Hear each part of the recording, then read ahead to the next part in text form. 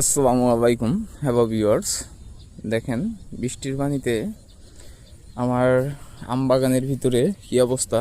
খুব শখ করে আপনার আম গাছের নিচে লাউ চারা লাগাইছিলাম। তো মাশাল্লাহ গাছগুলো অনেক বড় হয়েছিল আর ফলনও খুব ভালো দেখা যাচ্ছিল। তো তার এই মাঝে চারপাশে বৃষ্টির পানি পুরা আটকে গেছে। আর এটার পাশে আছে বিল, তো এই কারণে বাবু মাটি থেকে পানিগুলো টানতেছে না। তো আল্লাহ ভালো জানে চারাগুলো পরবর্তীতে বাঁচবে কিনা। খুব শখ করে প্রতিটি আম গাছের নিচে এইভাবে সবজি গাছ লাগিয়েছিলাম।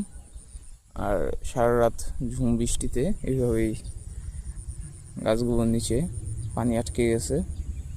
তো এখন গাছগুলো বাঁচলেই ভালো হবে, আর যদি মরে যায় তাহলে কষ্টগুলো সব বিফলে চলে যাবে।